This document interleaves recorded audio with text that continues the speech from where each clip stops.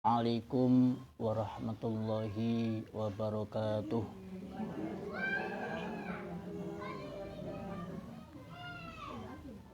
Alhamdulillahilladzi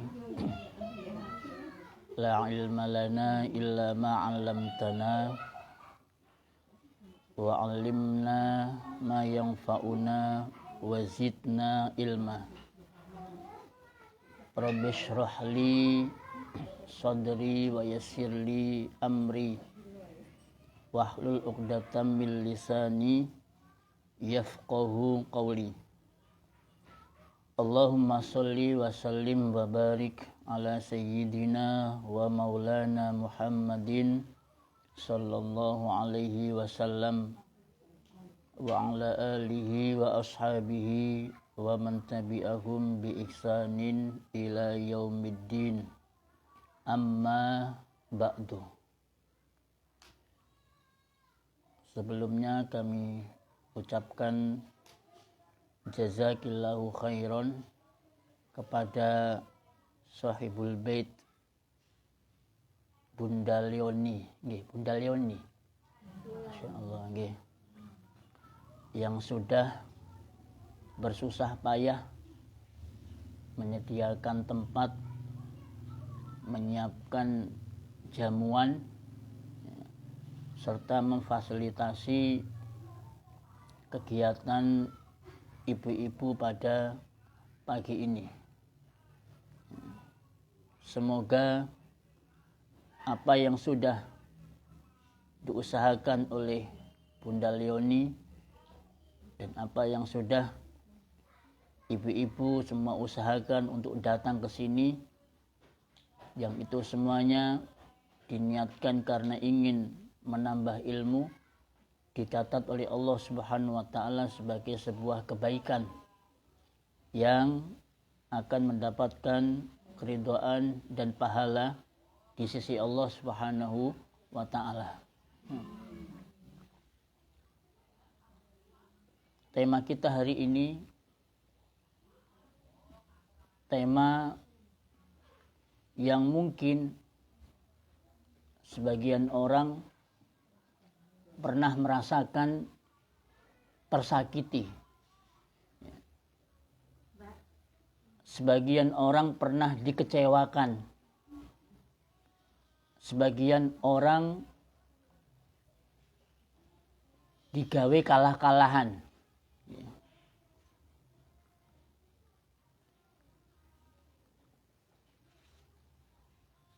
Dan itu semuanya terjadi pada orang-orang yang baik. Bahkan yang lebih ngeri lagi, itu ada sebuah pertanyaan, mengapa orang baik itu matinya cepat? Bukan hanya mengapa orang baik itu sering kalah atau sering tersakiti, tapi mengapa orang baik itu juga matinya kok cepat? Lebih ngeri lagi. Nah, ibu-ibu sekalian, apa benar sih orang baik itu sering tersakiti, selalu dikecewakan, sering kalah, dan lain sebagainya? Karena sebagian orang itu baik di mata sebagian orang, tetapi dia tidak baik di sebagian yang lain. Sehingga tolak ukur untuk menentukan orang itu baik apa tidak baik itu bukan orang. Tetapi kita melihat orang baik dan tidak baik itu bagaimana baik itu menurut Allah Subhanahu wa taala. Apa orang yang baik menurut Allah Subhanahu wa taala? Yang pertama, Nabi Shallallahu alaihi wasallam bersabda, khairukum khairun nasi anfa'uhum linnas. Sebaik-baik manusia adalah orang yang paling bermanfaat untuk orang lain. Ini orang baik yang pertama, Bu. Yang paling bermanfaat untuk orang lain. Potensi yang kita miliki, kelebihan yang kita miliki, kemudian kita manfaatkan untuk kebaikan orang lain, maka kita adalah orang baik. Dan memberikan manfaat untuk orang lain itu tidak harus pakai harta. Tidak selalu pakai uang. Tidak. Ya. Karena memberikan manfaat kepada orang lain itu bisa kita berikan mungkin dengan tenaga kita, ya, mungkin dengan saran, ya, atau masukan kita kepada seseorang, itu juga manfaat. Bahkan dengan sesuatu yang itu mungkin di mata kita adalah sepele, kecil lah, tapi itu merupakan sebuah kemanfaatan yang bisa dirasakan oleh orang lain. Ya, saya berikan contoh. Ya, di sebuah masjid, ya, itu ada salah satu jamaah, ya, bapak-bapak, itu kemana-mana kalau ke masjid, Bu, itu bawa permen. Ya. Ke masjid itu bawa permen. Ya. Beliau kalau ada lihat anak kecil sholat di masjid itu dikasih permen. Ya, dikasih permen. Sampai kemudian anak-anak kecil ini mereka getok tular. Ngasih tahu sama yang lain, ayo sholat di sana. Nanti kamu dikasih permen. Ya. Hanya dia ngajak teman-temannya ke masjid. Akhirnya masjid itu dipenuhi oleh anak-anak kecil. Ya, karena mengharapkan dikasih permen. Nah, begitu dikasih permen. Begitu orang ini, bapak ini yang sering kali ngasih permen sama anak kecil, dia izin, absen tidak ke masjid, dicari, Bu. Mana bapak yang ngasih permennya? Kok tidak ke masjid? Dicari, Bu. Ya, bayangkan, itu padahal cuma permen, 500 dapat 3. Itu kan? 500 dapat 3, dikasih satu, udah senang tuh anak kecil. Ya. Memberikan kemanfaatan dengan sebuah permen. Yang harganya mungkin nggak seberapa lah. Ya. Itu contoh. Ya. Atau mungkin kalau ibu-ibu, ya, ikut sholat di masjid, lihat sandal tuh berserakan, ono sing miring ngalor, miring ngidul, ya. Ada yang satunya di sini, kemudian satunya di sana, ya. Coba itu kita kemudian kumpulkan itu sandal, ya. Kemudian kita tata, kita rapikan, kemudian kita balik arahnya. Yang semula itu menghadap ke depan, itu dibalik, Bu. Ya, dibalik. Sehingga jamaah masjid ketika mereka keluar dari masjid itu enggak usah balik sandal, langsung masuk kakinya, telek pulang. Ya. Itu memberikan kemanfaatan, enggak bondo kan, enggak pakai materi. Jadi dengan cuma mengumpulkan sandal, noto dirapikan, orang pakai sandal tinggal pulang. Itu contoh, ya. Memberikan kemanfaatan oleh orang lain yang tidak membutuhkan materi ataupun harta. Ya. Jadi banyak perkara yang bisa kita berikan manfaat kita untuk orang lain, ya, mungkin dengan tenaga kita, ya, dengan pikiran kita, dengan saran kita, dan seterusnya. Yang kedua, Nabi Shallallahu Alaihi Wasallam bersabda, khairukum ahsanukum qadaan. Sebaik-baik kalian itu adalah yang paling baik bayar utangnya. Jadi orang baik yang kedua itu adalah orang yang paling baik ketika bayar utang. Itu orang baik, Bu. Ya.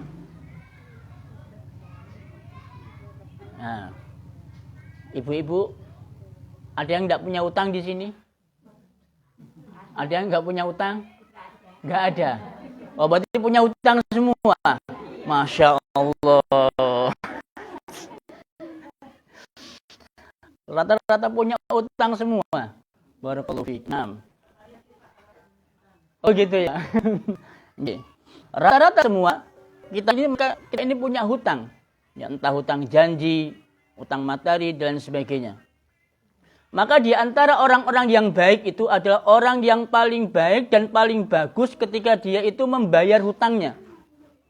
Makanya hutang itu, Bu, ya, kata Nabi, hammun bil-lail wa dhullun bin-nahar. Hutang itu meninggalkan kegelisahan pada malam hari. Itu hutang. Benar enggak kira-kira ya? Hutang itu meninggalkan kegelisahan di malam hari. Siapa kira-kira yang malamnya itu enggak mikir hutang? Enggak ada. Okay? Rata-rata kebanyakan malam itu mikir utang. Utang ning bapak iki kurang sakmene. Gitu kan? Utang di koperasi kurang sekian. Oh, Pak, ntar lagi bulan depan insya Allah utang kita lunas. Terus katanya nambah utang manek. Gitu kan? Gelisah, Bu. Ya. Hidupnya selalu gelisah malam hari. Wa dhullun bin nahar, tapi kemudian menyisakan kehinaan pada siang hari. Ya.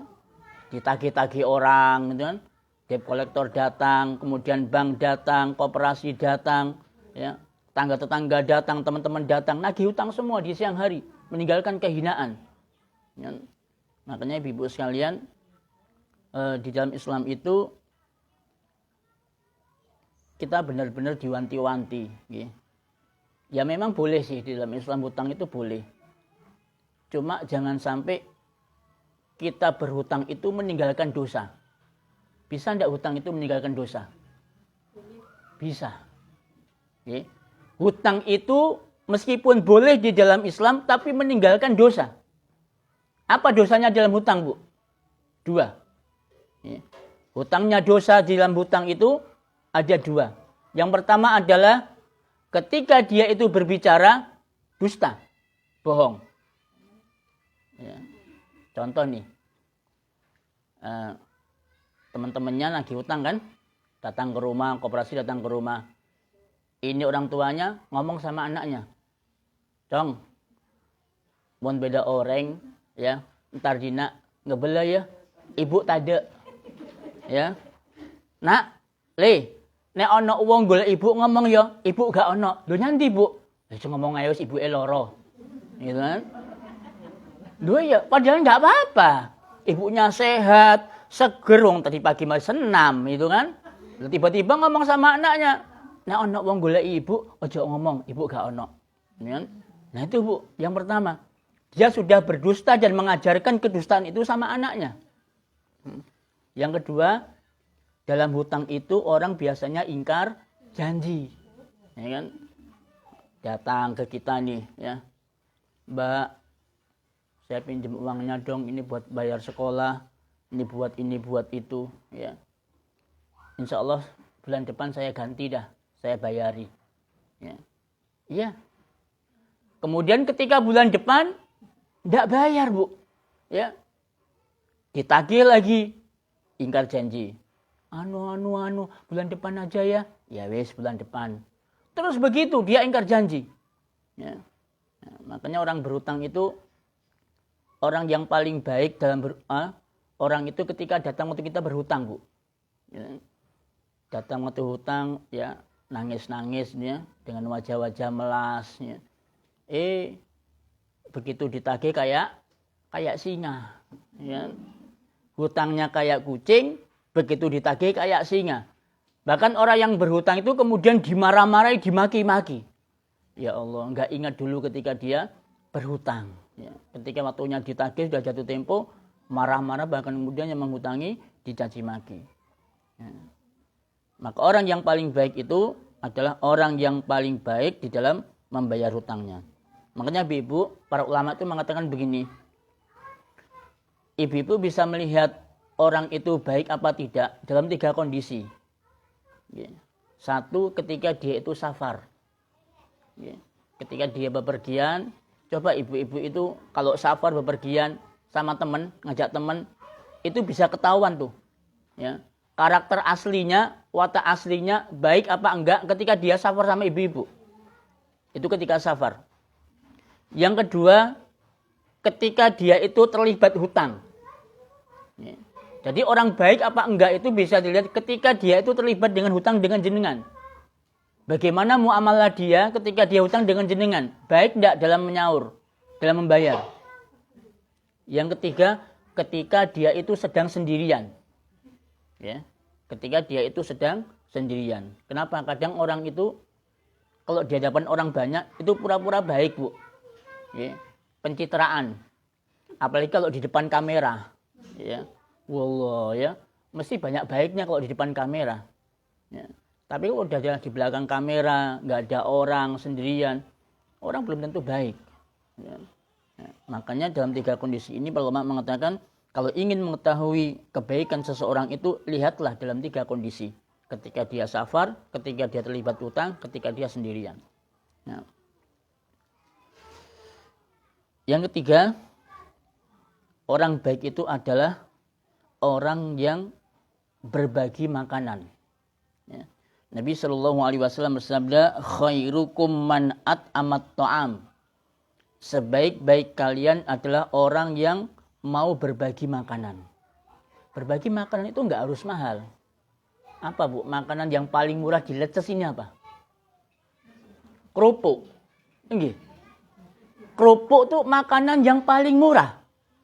Jenengan kerupuk bawang itu kan 2.000 ya. 2.000. Jenengan beli 5, 10.000. Bagikan ke tetangga 5. Depan rumah, samping kiri, samping kanan, belakang rumah, jejeri. 5 sudah. Ya. Harganya 2.000-an kerupuk bawang, Bu. Itu paling murah. Ya. Tidak perlu jenengan berbagi brownies, tidak usah brownies. Kerupuk saja 2.000-an. Bagikan ke 5 tetangga. Ya. Itu sudah bisa dikatakan kita itu termasuk orang yang baik. Mau berbagi makanan dengan teman-temannya, ya, dengan tetangganya. Itu berbagi makanan. Ya. Ya, alhamdulillah ya di Indonesia ini ada kegiatan namanya senabung. Ya. Sedekah nasi bungkus. Senabung. Ya, itu biasanya tiap Jumat ya. Ada sebagian ibu-ibu yang menggerakkan ya, beli nasi bungkus, ya nasi kucing lah 5.000 itu. Ya, taruh di masjid ya, setiap Jumat, sedekah Jumat. Ya. Itu bagian daripada berbagi makanan. Ya. Itu tidak jadi masalah. Bukan termasuk membuat ibadah yang tidak ada contohnya, enggak. Ya, karena ini semata-mata ya karena memang hari Jumat itulah waktu yang dia longgar, yang lowong itu di hari Jumat. Maka boleh ya, bersedekah dengan nasi di hari Jumat. Nah, yang keempat, Nabi SAW bersabda, khairukum man ta'allamal Qur'an wa 'allamahu. Sebaik-baik kalian adalah orang yang belajar Al-Quran dan mengajarkannya. Ini orang baik. Orang baik itu orang yang mau belajar Al-Quran. Ustadz, anak udah tua, udah umur 50, udah kasep untuk belajar Al-Quran. Tidak ada, Bu, yang namanya kadaluarsa expired untuk belajar Al-Quran itu enggak ada. Bahkan sepanjang hayat sampai kita masuk ke liang lahat belajar Al-Quran itu hukumnya wajib. Ya. Kenapa belajar Al-Quran hukumnya wajib? Karena Al-Quran itu setiap hari harus kita baca. Ya. Setiap saat harus kita baca, apalagi dengan momen-momen tertentu. Ya. Kayak misalkan di bulan Ramadan. Ya. Daripada jenengan ngundang orang, ngundang qori ke rumah, ya, ngasih makanan, ngasih teh, kemudian baca Al-Quran, kemudian Al-Quran itu dikirimkan pahalanya ke orang lain, ya mending baca sendiri. Ya. Sudah hemat biaya, hemat tenaga, ya. Baca sendiri. Kemudian pahalanya kirimkan kepada orang tua kita atau kepada kerabat kita yang udah meninggal. Ya. Itu belajar Al-Quran. Ya. Tidak ada yang namanya belajar Al-Quran itu kadaluarsa. Setelah kita belajar Al-Quran, kemudian ajarkan ilmu yang kita dapatkan itu kepada orang lain. Bentuk TPA, bentuk grup tahsin. Leces ini ada berapa orang nih leces? Ayo bentuk grup tahsin. Ya, kita belajar Quran sama-sama, belajar tajwid, belajar makhraj. Nanti kalau udah ahli, nanti belajar tahsinnya, iramanya. Kalau udah belajar itu, kemudian ayo disanatkan. Ya, terus begitu. Ya, bentuk grup tahsin. Ya. Mengapa orang Islam saat ini mereka itu lebih senang untuk belajar ilmu lain dibandingkan mereka itu belajar Al-Quran. Karena umat Islam sekarang ini mereka mendudukkan guru Al-Quran itu tidak sebagaimana guru umum. Semangat orang tua untuk meletakkan anak-anaknya di taman pendidikan Al-Quran itu jauh lebih sedikit dibandingkan dengan orang-orang tua yang meletakkan anaknya di lembaga-lembaga kursus umum. Saya kasih contoh. Ibu-ibu kalau manggil guru TPA ke rumah, guru ngaji ke rumah privat, atau jenengan naruh anaknya ke TPA, bayar berapa, Bu? 50 dah. Ya, 50. 50 itu paling mahal. Paling banyak 50 itu. Ya. Bayar ke TPA setiap bulan. Paling mahal itu 50.000. Sekarang saya tanya. Jenengan naruh anaknya di bimbingan belajar Primagama. Berapa per bulan? Hah? Primagama, apalagi? Erlangga, apalagi? Berapa per bulan, Bu? 1.500.000. Allah ya Karim. Ya. Per bulan, ge? Tiap bulan itu? Oh, per paket. Oh, paketan. Nah, berarti kalau per bulannya berapa? 100.000.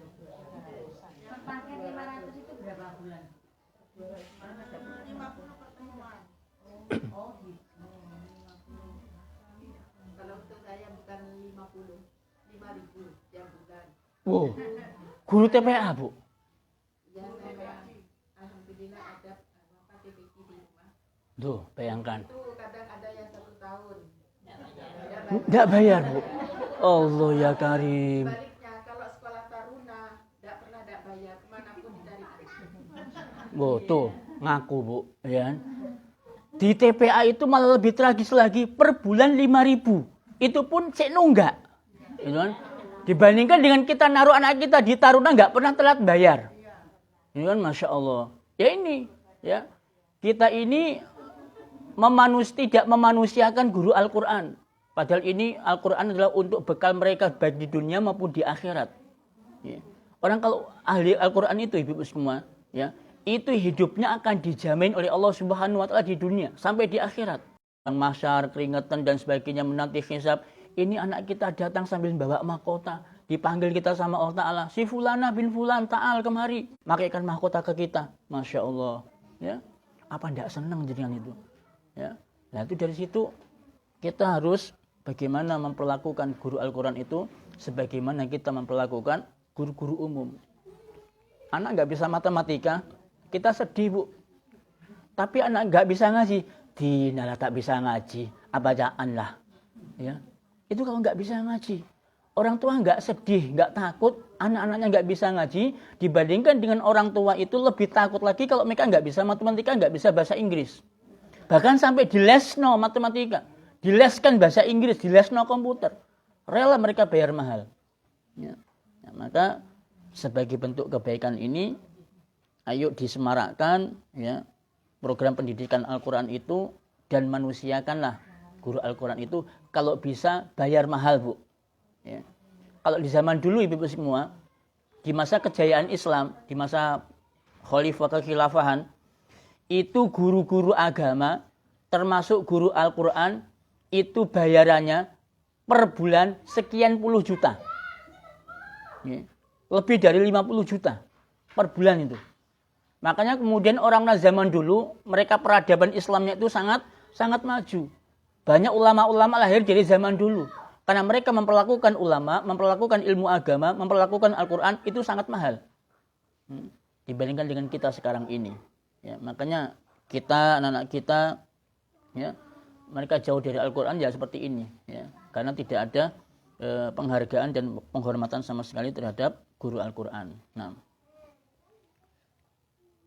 Yang kelima, orang yang baik itu adalah Nabi Shallallahu Alaihi Wasallam bersabda, khairukum man yurja khairuhu wa yu'manu syarruhu. Sebaik-baik kalian itu adalah yang diharapkan kebaikannya dan aman dari keburukannya. Ya. Jadi orang baik itu yang kehadirannya itu dinantikan. Ya. Ada orang yang kalau dia nggak datang itu, ya orang tuh ngarep-ngarep gitu. Kemana ya ibu ini ya, kok nggak datang ya? Tapi ketika dia itu nggak datang, ghaib, ya, ketika dia itu pergi, itu ditangisi. Ya. Kepergiannya itu ditangisi. Itu berarti orang baik. Ya.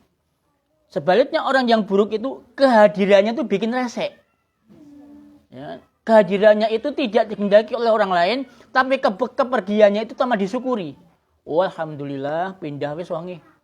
Gitu kan? Alhamdulillah orang udah nggak ada sekarang. Malah senang dia nggak ada. Nah itu berarti tandanya orang itu tidak baik. Ya. Ya. Nah, apalagi ya, kita sekarang ini seringkali anak-anak muda itu kalau naik sepeda motor pakai knalpot brong. Ya. Nah itu sampai mengganggu orang banyak. Orang yang harusnya malam bisa tidur, anaknya bisa tidur nyenyak, itu gara-gara knalpot brong, ya, membuat orang jadi terganggu, tidak merasa aman. Dan ada sebagian orang yang memang kalau ada orang ini datang, orang itu pada takut semua. Ya. Takut dengan gangguannya, takut dengan keburukannya, dan lain sebagainya. Maka dipastikan orang ini nggak baik. Ya. Kebaikannya nggak diharapkan, ya. Kemudian juga tidak merasa aman dari gangguan keburukannya. Nah. Yang keenam, Nabi SAW bersabda, khairukum fil jahiliyati khairukum fil Islam idza faqihu. Yang terbaik di antara kalian adalah orang yang paling baik di masa jahiliyah, yang terbaik di dalam Islam apabila mereka itu faham agama. Ya, yang terbaik di antara kalian di masa jahiliyah, yang terbaik di dalam Islam ketika mereka itu faham agama. Ya. Jadi ukuran kebaikan itu adalah ketika di masa jahiliyah dulu ketika kita belum hijrah, kemudian ketika sudah kita masuk Islam, udah hijrah, kemudian kita faham ilmu agama, maka kita jadi orang baik. Ya. Nabi SAW bersabda dalam riwayat yang lainnya, man yuridillahu bihi khairan yufaqihu fiddin. Ya. Barang siapa yang Allah kehendaki kebaikan baginya, maka Allah fahamkan dia tentang agama. Nah, kita kumpul di sini nih Ibu dalam rangka untuk belajar agama. Bagaimana Islam kita ini lebih baik daripada Islam kita 10-20 tahun yang lalu. Ya. Islam kita yang masih apa katanya yai, apa masih katanya ustadz, apa masih katanya tokoh agama, maka sekarang kita duduk belajar agama ini, bagaimana Islam kita ini sesuai dengan apa yang diinginkan Allah Ta'ala dan diinginkan oleh Rasul Sallallahu Alaihi Wasallam. Dan belajar agama sekarang ini Bu, jauh lebih mudah dibandingkan dengan kita 30 tahun yang lalu. Jenengan mau belajar agama itu harus masuk pesantren dulu. Ya. Kalau zaman sekarang jenengan belajar agama tidak usah masuk pesantren, gratis, online gratis, ya, offline juga gratis. Bahkan saya dikasih pisang jenengan, ya. Saya kasih pisang, ono bolene, ono teh, ada kleonya loh. Coba bayangkan. Itu kalau di pesantren bayar tiap bulan Bu, gitu kan? Ini jenengan duduk di sini, ya, nyaman, ada lampu, enak, suasananya sejuk. Saya dikasih makanan. Kok ya saya gak teko ini loh. Nah ini, ya. Ini belajar agama lebih dipermudah. Apalagi jenengan sudah pegang Android semua. Ya. Tinggal gesek, gitu kan? Tinggal geser ini. Belajar agama sudah di situ. Banyak grup-grup WA, grup-grup Telegram dan seterusnya. Ya. Maka belajar agama itu adalah merupakan ciri orang-orang yang baik. Nah, yang ketujuh, Rasulullah Shallallahu Alaihi Wasallam bersabda, khairukum. Nabi ditanya, ya Rasulullah, ayun nasi khairun. Siapa manusia yang paling baik? Maka Nabi mengatakan, khairun nas man tala umruhu wa hasuna amaluh. Sebaik-baik manusia itu adalah orang yang dipanjangkan umurnya dan baik amalnya. Ya. Jadi orang yang baik itu yang panjang, usianya panjang dan kemudian baik amalnya. Nah, makanya kita oleh Nabi Shallallahu Alaihi Wasallam itu diminta, ya. Makanya kita jangan sampai mengharapkan cepat mati. Ya. Jangan kita pernah minta kepada Allah supaya cepat mati. Seberapapun beratnya kesedihan, seberapapun beratnya penderitaan jenengan, jangan sampai minta mati, Bu. Ya. Karena orang yang panjang umurnya tapi kemudian baik amalnya, itu lebih baik. Ya. Contoh misalkan, ada orang yang umurnya 40, baik amalnya, meninggal. Ada yang umur 41, 45, baik amalnya juga meninggal. Mana yang baik, Bu? Yang kedua. Yang kedua yang baik. Ya, yang lebih baik yang kedua. Kenapa? Karena dia punya waktu 1 tahun, punya waktu 5 tahun untuk menambah amalnya. Ya, dibandingkan dengan usia 40, meskipun sama-sama baiknya amalnya, tapi dia meninggal lebih dulu. Ya. Makanya jenengan doa minta sama Allah itu, jangan diberikan cepat mati. Tapi doanya begini, Allahumma ahyini in kanatil hayatu khairan li. Ya Allah, hidupkanlah aku kalau hidup itu lebih baik bagiku. Wa tawaffani in kanatil wafatu khairan li. Dan wafatkan aku ketika wafat itu lebih baik bagiku. Itu doa kita. Ya, bukan doa ya Allah, ya, panjangkan umur saya, enggak. Tapi doa supaya diberikan keberkahan di dalam umur kita. Nah, yang panjang umurnya dan baik amalnya. Yang ke-8,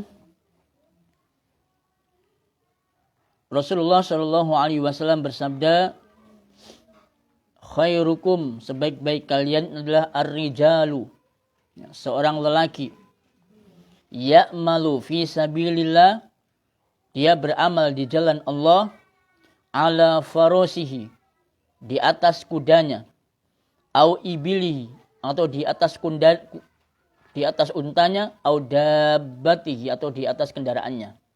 Ya. Jadi orang baik yang ke-8 yaitu seorang yang dia itu beramal di jalan Allah Subhanahu wa taala, ya, di atas kudanya, di atas untanya maupun di atas kendaraannya. Dan ini bukan hanya untuk lelaki aja sebenarnya. Ya. Di zaman Nabi itu ada beberapa wanita yang seperti laki-laki. Ya. Diceritakan itu ada seorang wanita yang memakai tutup kepala, memakai cadar sehingga tidak kelihatan. Dia kemudian naik di atas kudanya, ya, kemudian dia perang menerjang barisan musuh, sampai kemudian para sahabat itu heran dan takjub dengan keberaniannya. Sampai kemudian Khalid bin Walid mendatangi orang ini, tanyakan, siapa Anda? Kok begitu beraninya menerjang barisan musuh? Ternyata dia tidak membuka cadarnya, dia mengatakan, aku adalah seorang wanita, namaku ini dan ini. Karena aku malu dengan dirimu, karena kau seorang lelaki, maka aku tidak membuka cadarku. Dan aku harap setelah ini engkau tidak memberikan informasi kepada yang lain. Ya.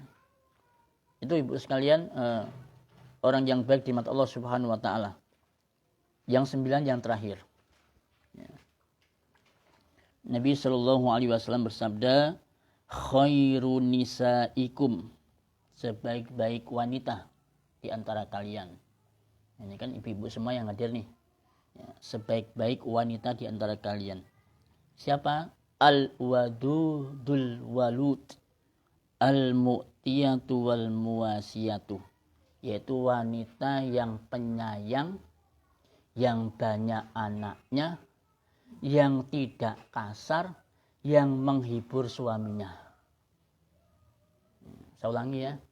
Sebaik-baik wanita di antara kalian adalah wanita yang penyayang. Ya. Wanita penyayang itu wanita apa ya? Ya pokoknya sama anak kecil itu seneng. Sama anak kecil aja seneng, apalagi sama suaminya. Ya. Sama anaknya saja, anak kecil dia itu praten, apalagi sama suaminya. Dia tambah praten. Kemudian al-walud, yang anaknya banyak. Loh, nek Anak saya cuma 2 ya Ustaz, berarti tidak baik. Ya bukan. Jenengan anak 2 kan karena dibatasi. Coba enggak dibatasi. Ya, kayak pus ya. Ya, bisa 4, bisa 5, bisa 6, bisa 7. Lah berhubung jenengan itu dibatasi dikasih KB, makanya cuma 2. Ya. Padahal sebenarnya enggak juga. Ya. Maka orang-orang wanita yang anaknya banyak, itu adalah wanita yang baik. Ya.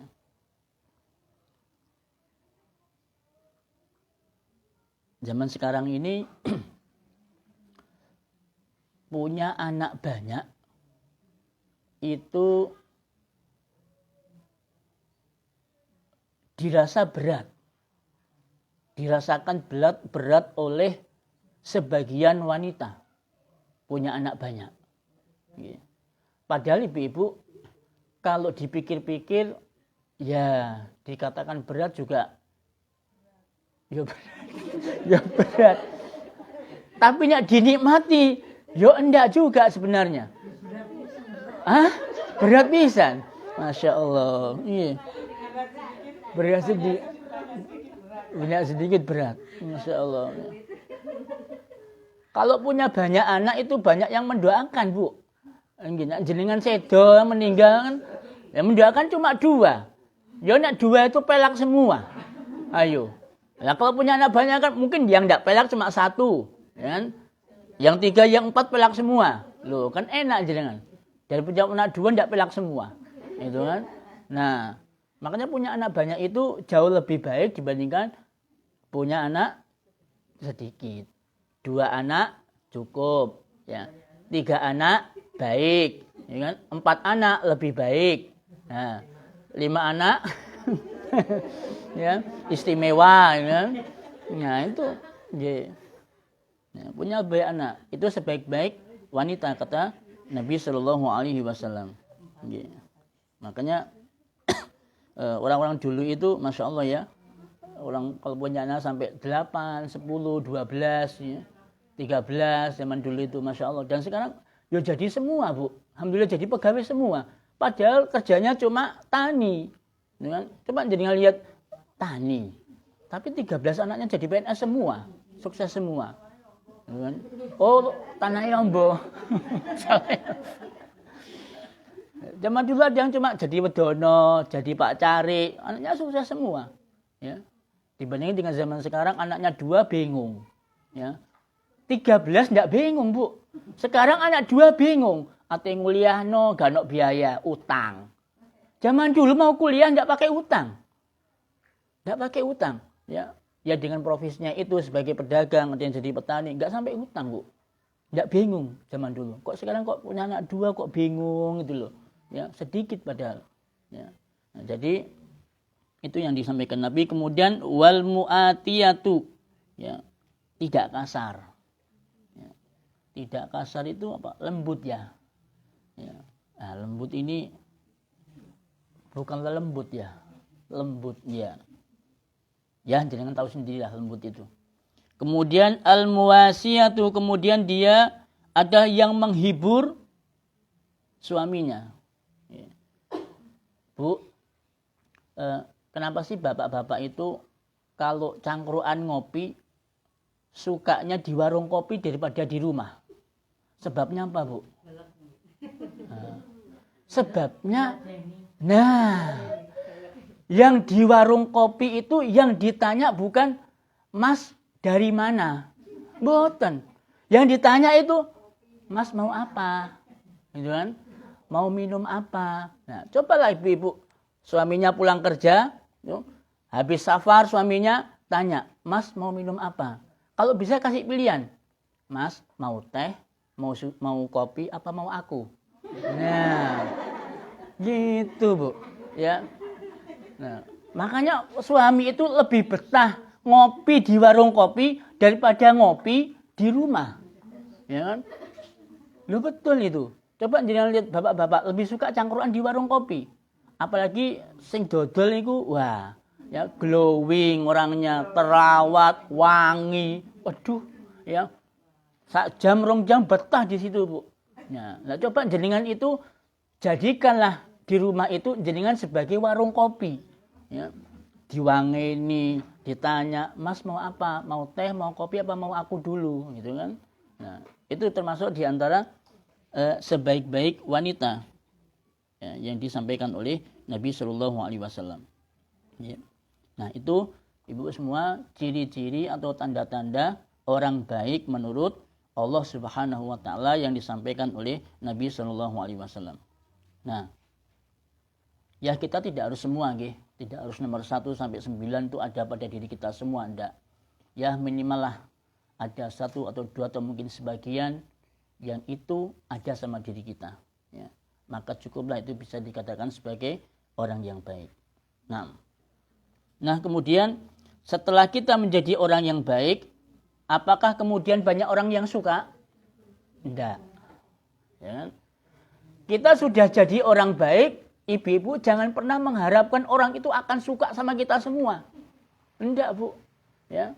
Pasti akan ada saja 1 di antara 2 orang yang benci, yang enggak suka, yang suka menyakiti kita. Itu sudah sunatullah, hukum alam. Ya. Orang yang paling baik sak dunia, sinten Bu?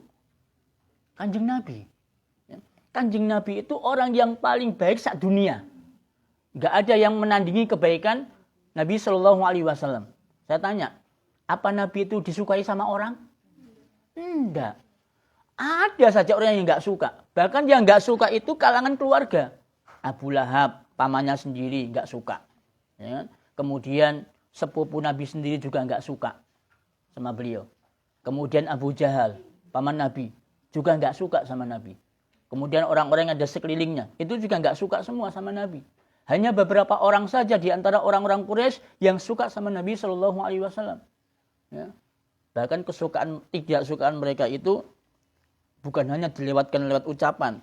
Nabi dikatakan dukun, tukang sihir, gila, itu kan. Kemudian apalagi penyair. Itu setiap hari konsumsi yang didengarkan oleh Nabi Shallallahu Alaihi Wasallam. Bahkan kemudian sampai dalam bentuk fisik. Ya.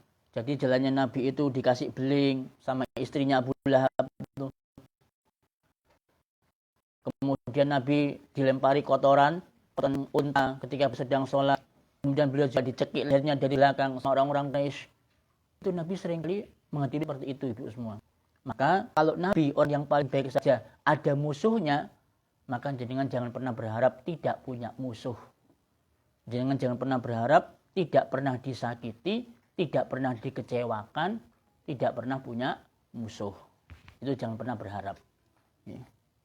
Nah, lalu kalau kemudian ada orang yang menyakiti kita, ada orang yang mengecewakan kita, apa yang harus kita lakukan? Nah, ini juga perlu kita pelajari. Yang pertama, kita diperbolehkan untuk membalas yang setimpal. Kalau ada orang yang menyakiti kita, ada keluarga yang mengecewakan kita, kita diperbolehkan untuk membalas yang setimpal. Boleh, Bu. Tidak dosa. Tidak berdosa kalau kita membalas juga ikut menyakiti. Contoh, jenengan punya teman sukanya mencaci maki. Senengannya ngenyek. Begitulah ya, menghina, mencela, mencaci. Maka boleh bagi kita untuk membalas dengan dicaci juga. Dihina, dinyak pisan sekalian. Tidak apa-apa, boleh. Ya. Dalilnya apa? Dalilnya surat Asy-Syura ayat 40. Allah Subhanahu wa taala berfirman, "Wa jazaa'u sayyi'atin sayyi'atum misluha." Dan balasan suatu kejahatan itu adalah kejahatan yang serupa. Ya. Kemudian dalam ayat yang lainnya Allah Subhanahu wa taala juga mengatakan berfirman, "Wa in 'aqabtum fa'aqibu bimisli ma 'uqibtum bih." An-Nahl 126. Dan jika kamu memberikan balasan, maka balaslah dengan balasan yang sama dengan siksaan yang ditimpakan kepadamu. Itu dalam Islam. Ya. Jadi dalam Islam itu boleh bagi orang yang disakiti untuk memberikan balasan yang setimpal, yang semisal. Yang kedua, tidak membalas, tapi menuntutnya di akhirat. Ya. Jangan cuma diem, nggak balas, cuma nanti di akhirat jenengan akan menuntut. Ini juga boleh. Ya. Apa dalilnya Ustaz? Ya, dalilnya ketika Nabi Shallallahu Alaihi Wasallam bertanya kepada para sahabat, Atadruna mal muflis? Tahukah kalian apa yang dimaksudkan dengan orang-orang yang bangkrut, yang pailit? Para sahabat menjawab, al-muflisu fina man la dirhama lahu wala mata'a. Ini sahabat jawabnya itu ukurannya dunia. Orang yang bangkrut itu ya Rasulullah dalam pandangan kami yang tidak punya harta benda juga tidak punya uang. Itu orang bangkrut. Tapi Nabi menjawab, al-muflisu min ummati, orang yang bangkrut di antara umatku, man ya'ti yaumal qiyamati bisolatin wa siyamin wa zakatin. Yang datang pada hari kiamat bawa pahala solat, bawa pahala puasa, bawa pahala zakat, bawa pahala haji dan umroh. Apalagi bawa pahala sedekah. Semua kebaikan-kebaikan itu dibawa ibu-ibu semua di hadapan Allah Subhanahu wa taala. Tapi bersamaan dengan itu waqad syatama hadza. Dia pernah mencela orang. Wa akala mal hadza. Pernah makan hartanya orang dengan cara yang batil. Wa safaka dama hadza. Dia pernah menumpahkan darahnya orang lain. Wa daraba hadza. Dia pun pernah juga mukul orang. Pernah. Kemudian fayu'tu hadza min hasanatihi. Kemudian orang yang pernah kita sakiti, orang yang pernah kita kecewakan, itu mereka semuanya menuntut nanti di hadapan Allah. Ya. Akhirnya pahala sholat kita dikasihkan sama orang yang pernah kita pukul. Pahala haji dan umroh dikasihkan sama orang yang pernah kita celah. Pahala sedekah dikasihkan sama orang yang pernah kita ghibai, yang pernah kita rasani. Ya, dirasani di dunia nyata, dirasani di medsos, itu dikasihkan. Ya. Kemudian pahala apalagi zakat dikasihkan sama orang yang pernah kita bunuh, dikasihkan semua. Terus ternyata masih banyak di belakang kita orang-orang yang menuntut di akhirat, yang dulu pernah kita kecewakan, yang dulu pernah kita sakiti. Tapi udah habis, pahala sholat nggak ada wis. Puasa juga nggak ada. Haji umrah sudah nggak ada. Habis semua. Terus ngapain? Fa'ukhiza min khotoyahum. Maka diambilkan dari dosa-dosa yang pernah dilakukan oleh orang-orang yang kita sakiti. Ya. Dosa zina dikasihkan sama kita. Kita padahal belum pernah berzina dulu.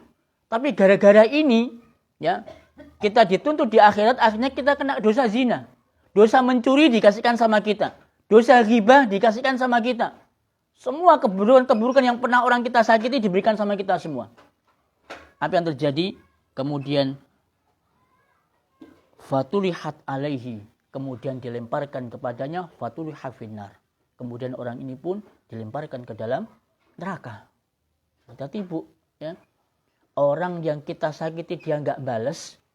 Bukan berarti dia kemudian kalah. Jenengan yang menang. Enggak. Dia diamnya itu, dia mengatakan, sengak ben ya. Nah, hati-hati Bu. Kalau ada orang, oh sengak ben ya.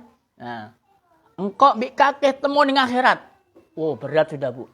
Ya, diamnya dia itu akan dituntut nanti di hadapan Allah Subhanahu Wa Taala. Berat kalau ini. Ya.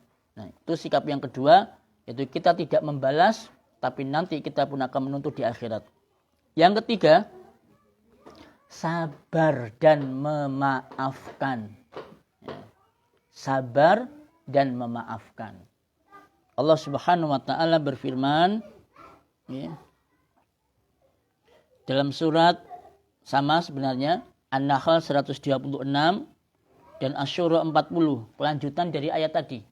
Allah berfirman, wala in sabartum, kata Allah, akan tetapi jika kamu bersabar, lahu wa khairun lis-sabirin, itu lebih baik bagi orang-orang yang sabar. Cuma yo angel Bu. Jenengan diiloi, kemudian digibahi, dienyek, terus jenengan sabar. Ya wangel Majen, nggih. Pahit memang sabar itu. Sulit, sabar sulit, pahit, ya. Hampir sebagian orang tidak kuat untuk bisa bersabar. Dia lebih milih untuk bales, ya. Ya dicela genti, digibahi sekalian, ya. Banyak orang begitu. Tapi ini ada sebagian orang yang lebih memilih untuk sabar. Kemudian Asyura 40 faman afa, barang siapa yang memaafkan wa aslaha dan berbuat baik fa ajruhu 'alallah, maka pahalanya dia itu ditanggung oleh Allah Subhanahu wa taala. Ini sikap yang ketiga. Dan ini sikap yang benar-benar dipuji oleh Allah Subhanahu wa taala. Ibaratnya begini, ya. Kalau kita mau sabar itu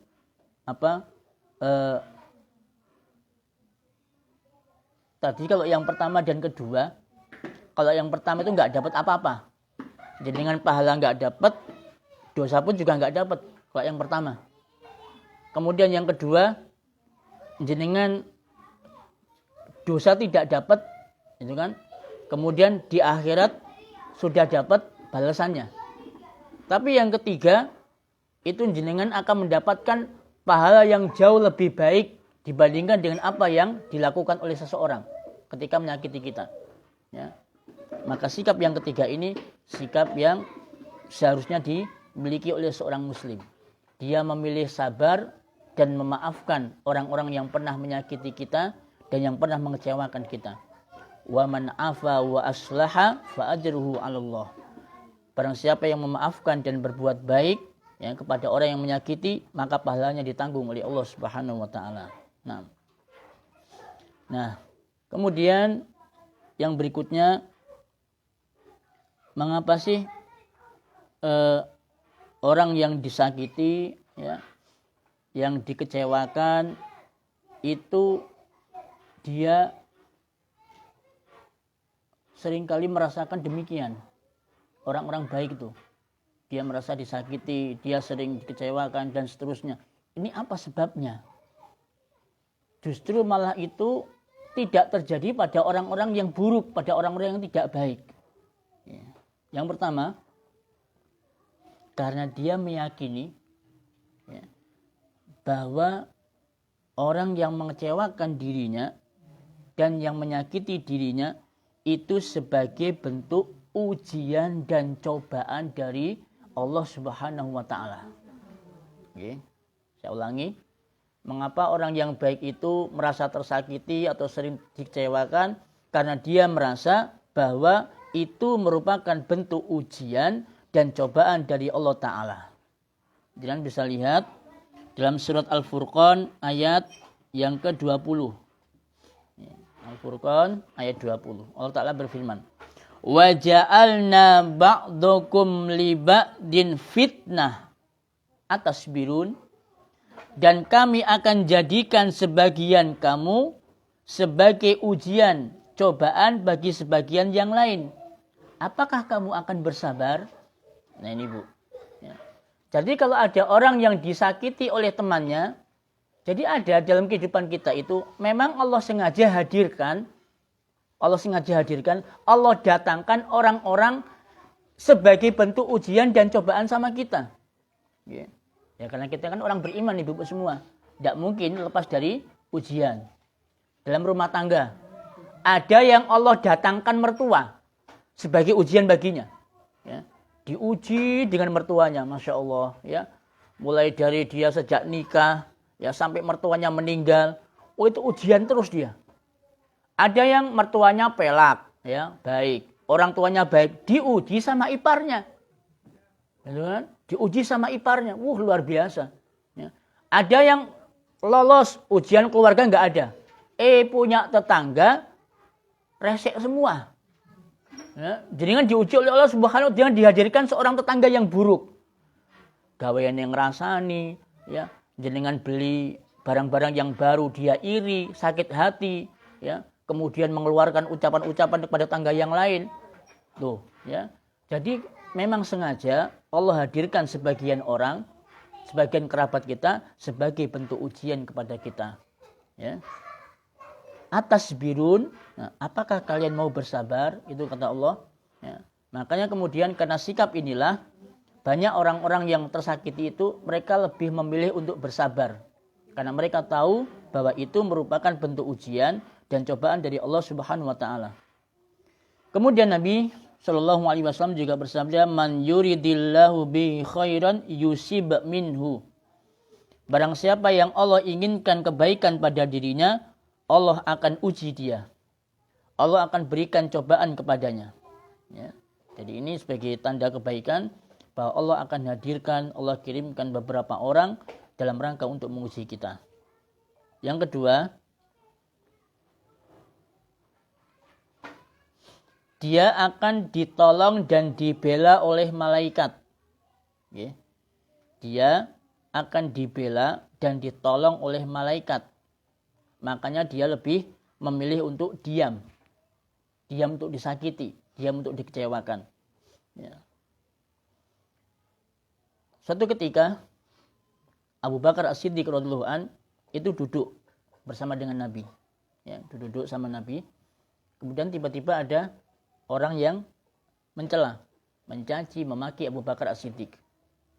Ketika Abu Bakar dicaci, dimaki sama orang, itu Rasul heran dan kemudian tersenyum.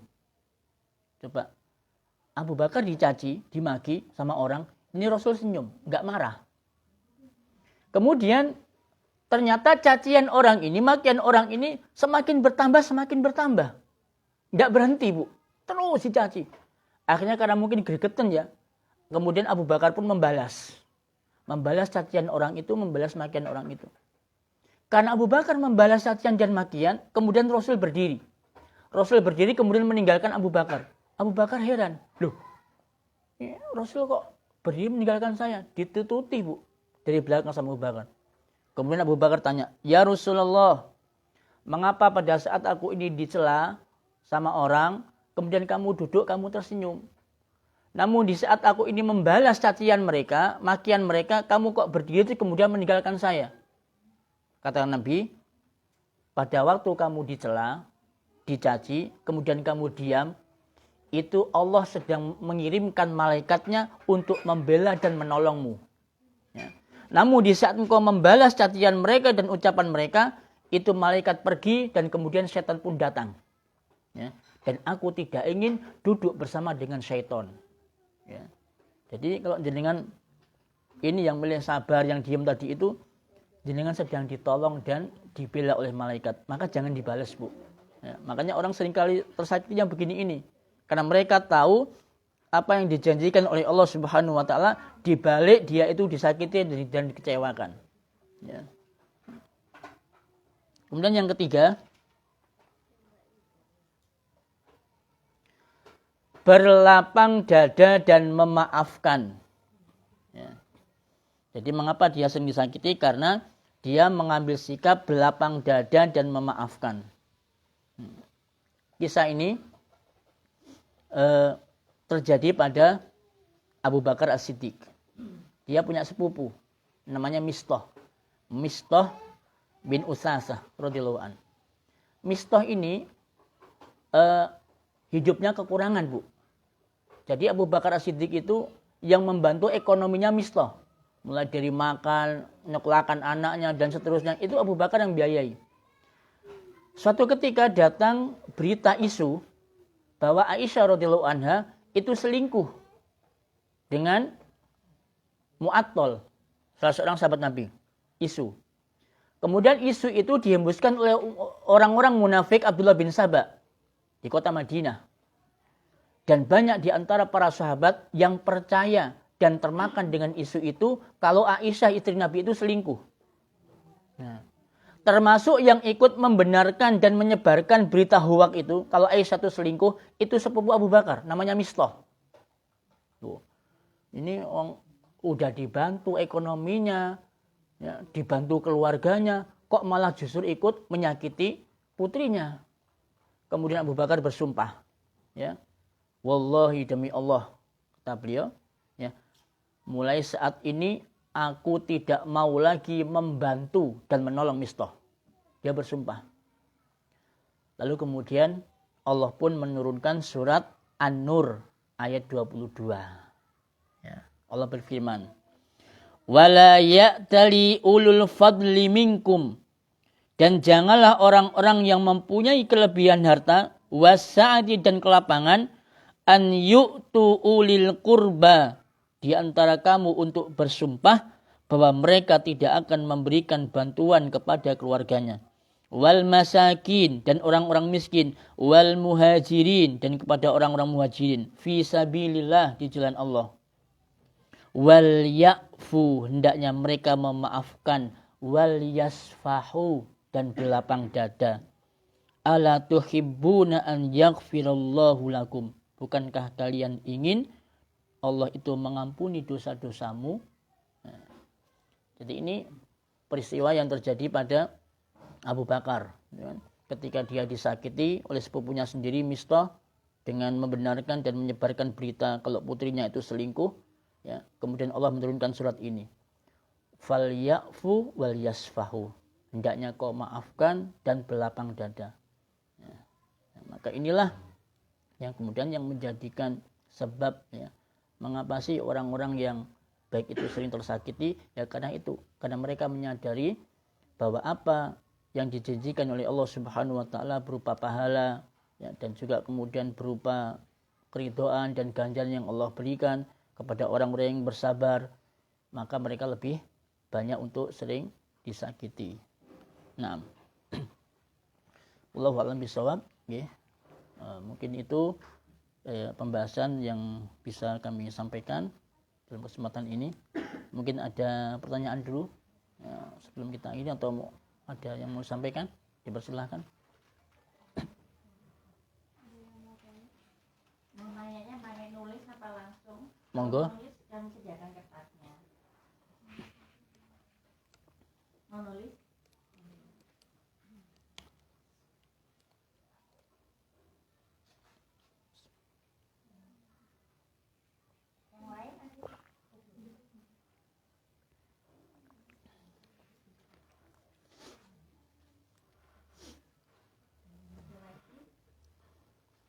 Kalau mau langsung boleh.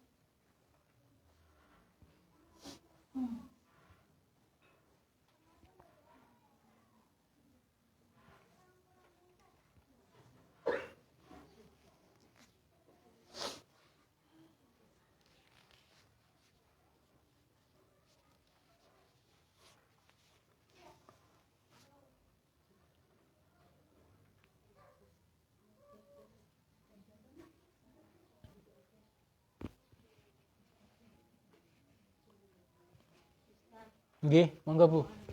Nggih.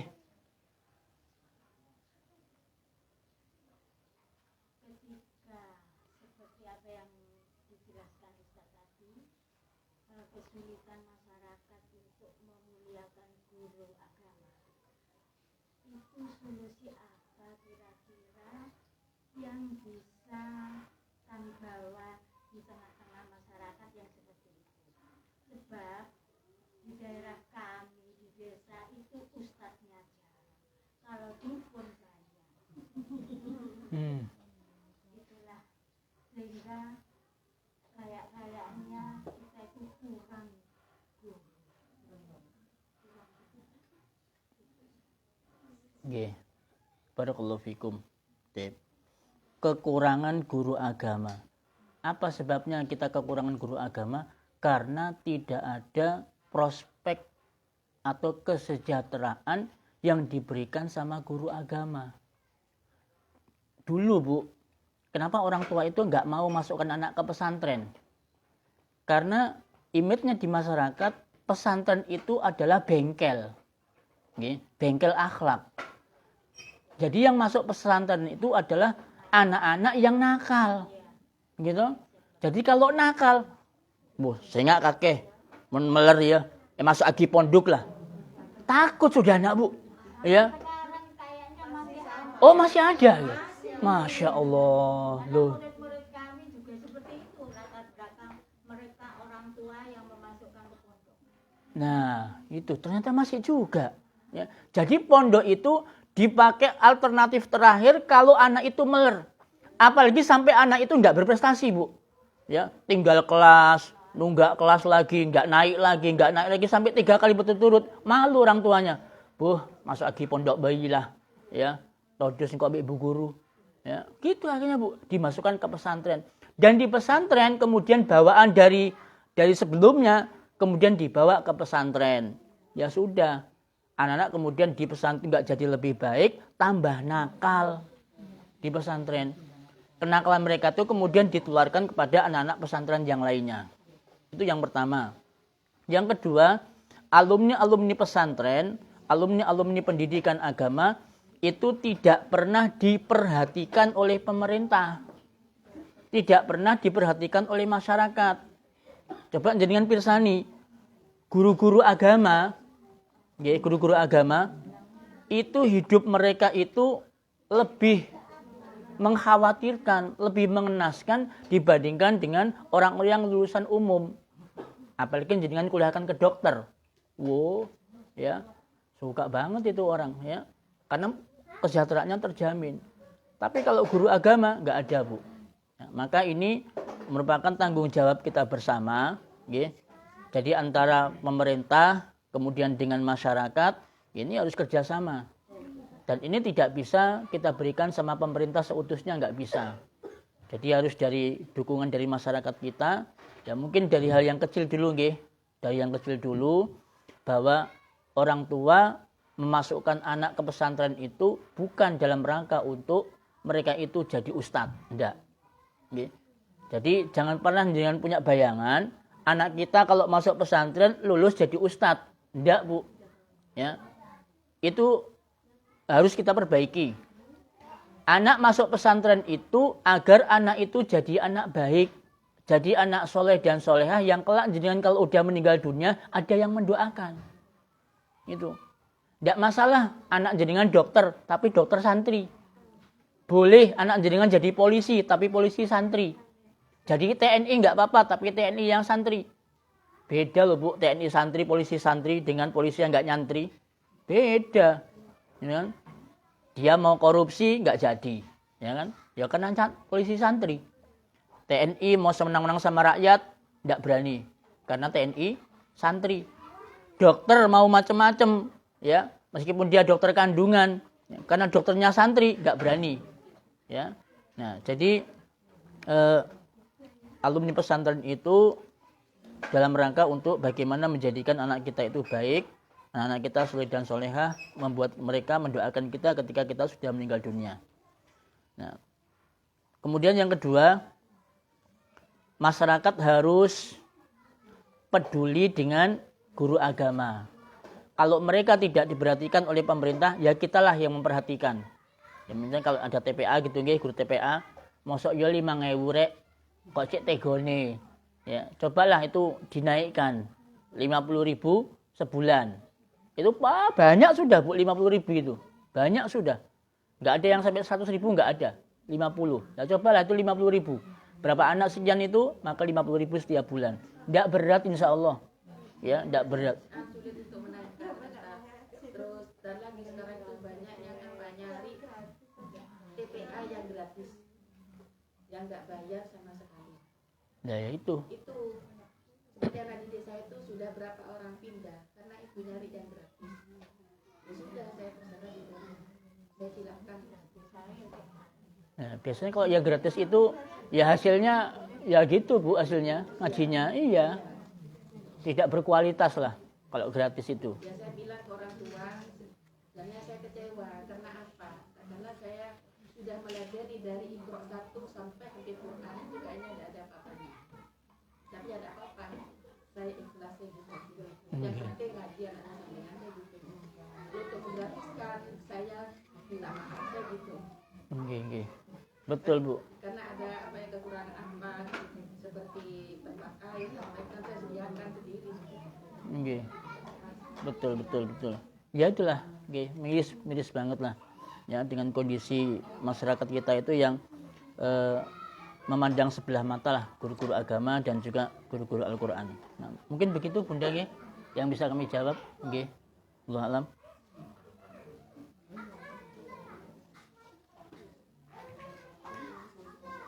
Bagaimana menghadapi tetangga yang acuh sama kita?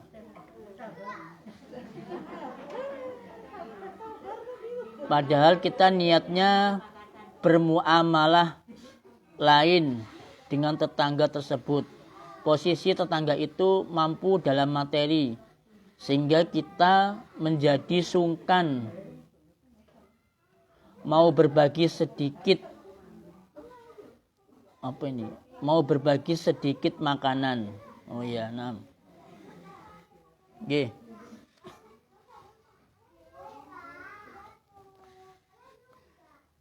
Kalau memang tetangga ini mampu secara materi dan kemudian dia enggan atau menolak untuk kita beri, baik itu makanan atau apapun, tidak usah dipaksa.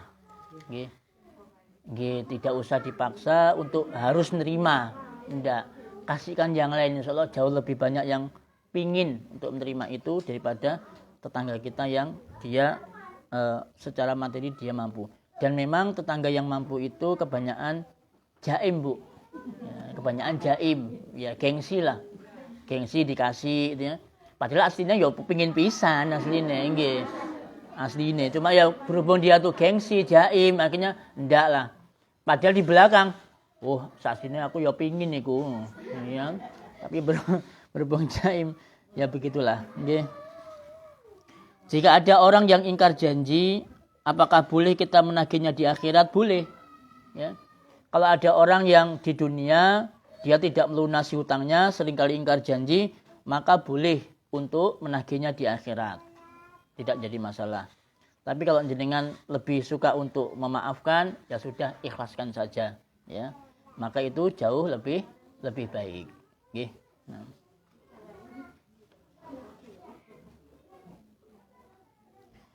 Yang dimaksud orang itu baik dilihat ketika safar, bagaimana? Nggih. Safar itu, nggih. Itu kan capek, keluar uang, biaya banyak, terus kemudian jauh dari keluarga, gitu. Nah, biasanya dalam kondisi-kondisi yang seperti ini, ya, terus kemudian juga berinteraksi dengan orang banyak itu jarang, itu orang safar. Nah, maka kondisi yang demikian ini biasanya keluarlah watak-watak aslinya, perbuatan-perbuatan aslinya orang ini. Kayak misalkan ya banyaklah nanti kita jumpai lah ketika teman kita dalam keadaan safar bersama dengan kita, banyak nanti kita jumpai. Kenapa? Karena dia merasa dia keluar dari kampung halamannya, nggak ada yang lihat, sendirian. Terus dia sudah dalam keadaan capek, kesel, terus keluar uang lagi dalam keadaan safar, itu akan keluar semua. Ya, kebiasaan-kebiasaan ataupun perbuatan yang tidak sering kita dapatkan ketika dia tidak safar. Oke, itu Bu.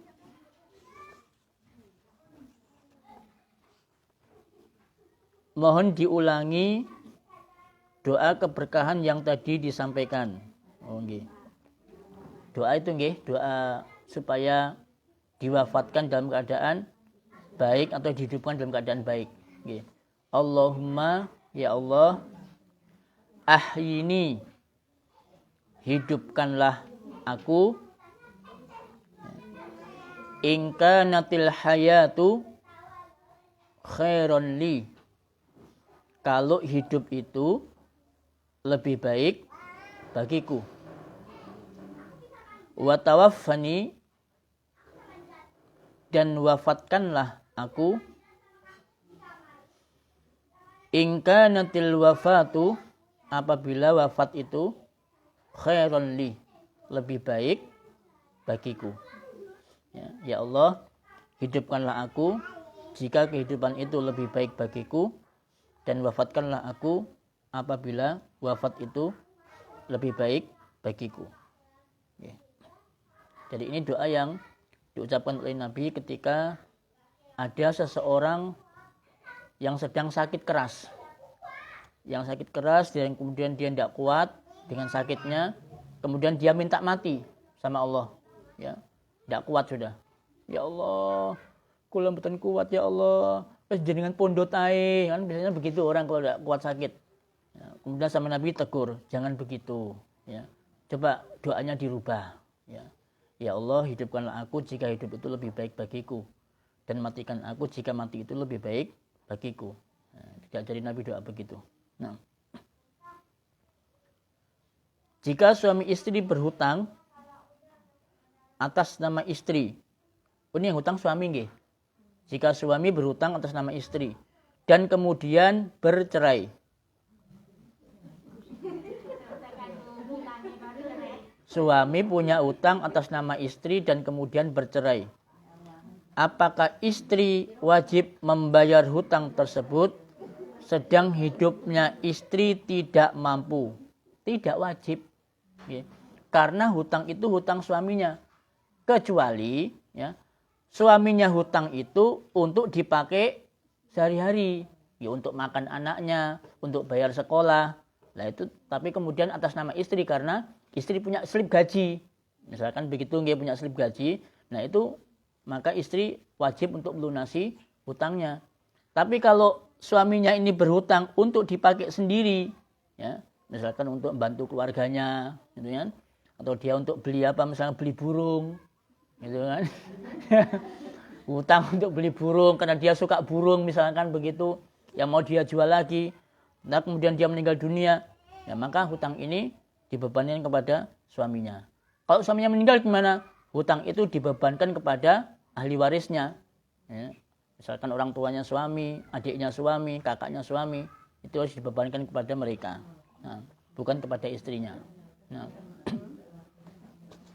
nah, keluarganya tidak gelem. Biasanya kan gitu Ustaz. Maksudnya kalau suaminya yang itu terus dibebankan ke ahli waris ke keluarganya, kalau sudah meninggal hutangnya yang biasanya ahli warisnya itu yang tidak mau. yang keberatan. Biar ditanggung suami di akhirat. Biar suaminya yang nanggung di akhirat.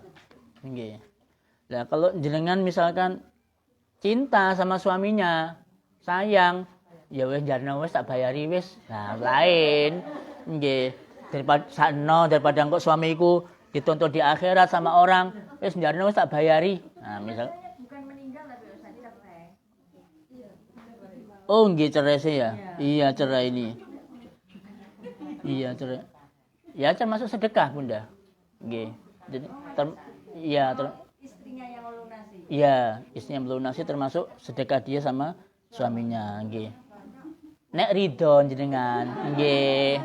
Nek ridho, cerai kan biasanya saling benci ya kalau cerai itu. Tidak mungkin biasanya begitu. Ya, apalagi ini istrinya nggak mampu untuk melunasi gimana? Ya sudah jadi tanggungan suaminya di akhirat. Nggih. Nah. Terus ini. Nggih, sudah. Ada lagi pertanyaan? Betul nggih, cukup nggih? Nah, baik. Terima kasih banyak atas segala perhatiannya dan mohon maaf atas segala kekurangannya. Wa akhiru da'wana alhamdulillahirabbil alamin. Subhanakallahumma wa bihamdika asyhadu an la ilaha illa anta astaghfiruka wa atubu ilaik. Assalamualaikum warahmatullahi wabarakatuh.